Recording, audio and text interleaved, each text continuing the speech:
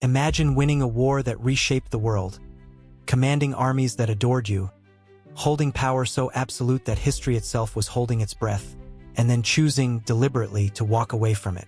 Because this story begins not with a coronation, but with a man stepping down while the world expected him to rule. George Washington's decision to relinquish power is one of the most radical acts in political history, and to understand why he did it, we have to rewind to a time when kings were the default setting of civilization, when power was something you seized, clutched, and passed to your heirs like a family heirloom, and when walking away from authority was so unheard of that it felt almost irresponsible, even dangerous. And yet, Washington did it twice, once with an army at his back, and once with a nation at his feet.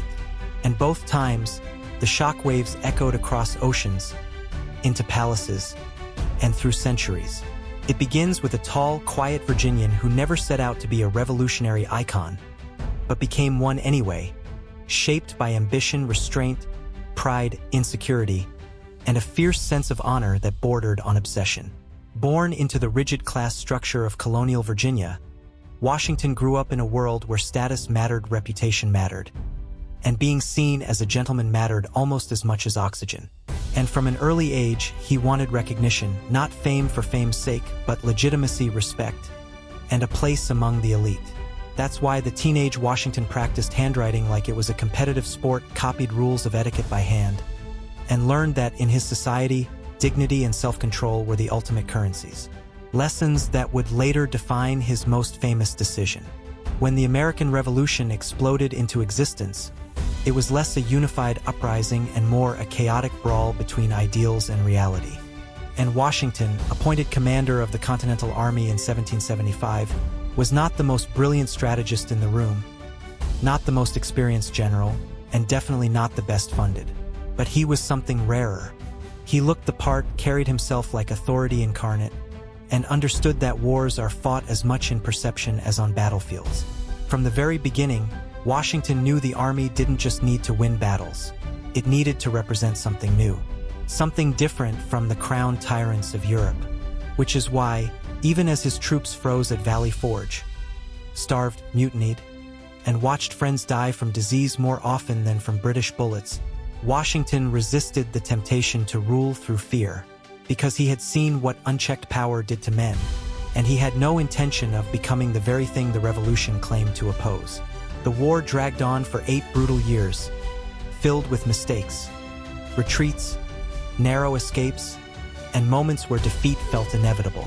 And throughout it all, Washington held the army together not through brilliance, but through endurance. Absorbing criticism, swallowing insults from Congress, dealing with officers who openly questioned his competence, and enduring whispered comparisons to European generals who supposedly could have done better. And yet, when victory finally arrived in 1783, it did not come with clarity, but with danger. Because the greatest threat to the American experiment emerged not from Britain, but from within its own victorious army. The Continental Army had not been paid properly. Congress was broke, and officers who had sacrificed everything felt betrayed, leading to the Newburgh Conspiracy, a moment so close to military dictatorship that history flinches when it looks back. Officers discussed using force to demand their due.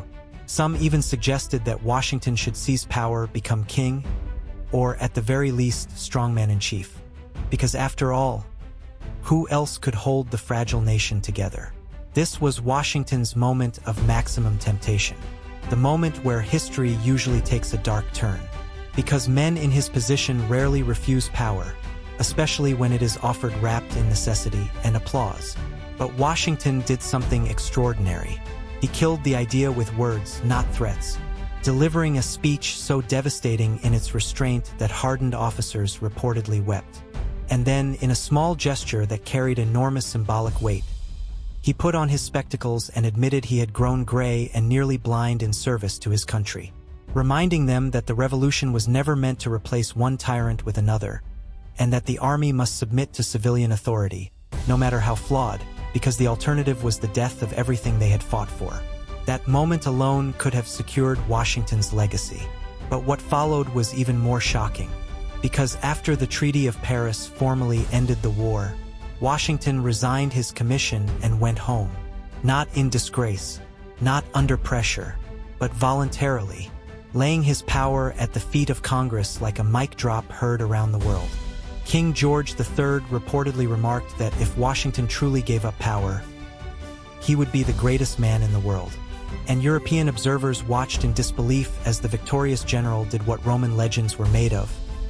But modern leaders rarely imitated. And for Washington, this act was not humility for humility's sake. It was strategy. Because he understood something most revolutionaries didn't. That republics don't survive on passion alone. They survive on precedent. By walking away, Washington established the idea that power in America was temporary, conditional, and answerable to the people. A radical concept in an age where rulers clung to authority like a life raft. And yet, his story was far from over. Because the nation he left behind was wobbling toward collapse under the Articles of Confederation, drowning in debt, crippled by internal disputes, and incapable of acting like a unified country. And when calls came for Washington to return, this time not as a general but as a stabilizing force, he hesitated. Not because he lacked ambition, but because he feared what accepting power again might imply. The Constitutional Convention of 1787 was less a polite debate and more a desperate attempt to keep the revolution from eating itself. And Washington's presence alone gave it legitimacy, even as he mostly stayed silent, presiding rather than dominating, understanding that leadership sometimes means knowing when not to speak. And when the Constitution emerged from that sweltering Philadelphia summer, flawed, compromised, but functional, it did so with Washington as its living anchor, the one man trusted by nearly everyone. Which is why his election as the first president of the United States was inevitable, unanimous, and heavy with expectation. Because Americans didn't just want a president. They wanted reassurance that the experiment would hold. Washington took office knowing there was no roadmap, no precedent, and no safety net. Every action a potential rule for future generations. And he governed with a careful blend of authority and restraint, creating the cabinet, setting the tone for civilian control of the military, navigating fierce ideological battles between Federalists and Democratic Republicans, and resisting the urge to crush dissent, even when it targeted him personally, because he believed the presidency was not meant to be a throne, but a trust. Yet even then, power pressed in on him from all sides, and many wanted him to stay forever, arguing that stability required continuity, that the nation was too fragile to risk change, and that Washington was uniquely irreplaceable. Arguments that history has used countless times to justify permanent rule. But Washington was deeply uncomfortable with the idea of lifelong leadership, partly because he feared corruption, partly because he feared himself, and partly because he knew that no republic could survive if it depended on one man's virtue. His decision to step down after 2 terms was not required by law, not demanded by voters, and not even widely expected, but it was deliberate, calculated, and revolutionary. Because in a world where leaders rarely left voluntarily, Washington once again chose absence over dominance. And in doing so, he transformed the presidency from a potential monarchy into an office defined by limits. His farewell address, often reduced to a list of warnings about factions and foreign entanglements, was in reality a final lesson in civic responsibility, urging Americans to value unity, guard against the seductive pull of power, and remember that liberty survives only when ambition is checked by principle. And when Washington finally retired to Mount Vernon for good, he did so not as a defeated man, but as one who had shaped the arc of a nation by knowing when to let go.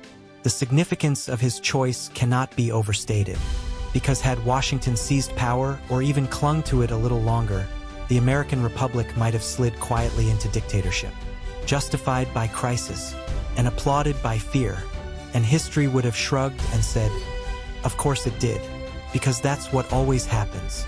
But instead, Washington rewired expectations, teaching future leaders that greatness was not measured by how long you ruled, but by how well you knew when to stop. His example haunted kings, inspired reformers, and set a standard so high that few have matched it. And even today, In a world still wrestling with leaders who refuse to leave, Washington's quiet exits remain louder than most declarations of power. A reminder that the most revolutionary act is not taking control, but trusting others enough to give it up. And perhaps that is the ultimate irony of George Washington's legacy. That the man often mythologized as distant and stoic was in reality someone deeply aware of his own flaws, aware of how easily power corrodes, and determined not to let the American experiment depend on his personal strength. Because he understood that the true test of a republic is not how it is born, but how it hands over authority, peacefully, predictably, and without bloodshed. And by walking away twice, Washington didn't abandon power. He defined it, proving that sometimes the strongest move a leader can make is stepping aside, tipping his hat, and going home.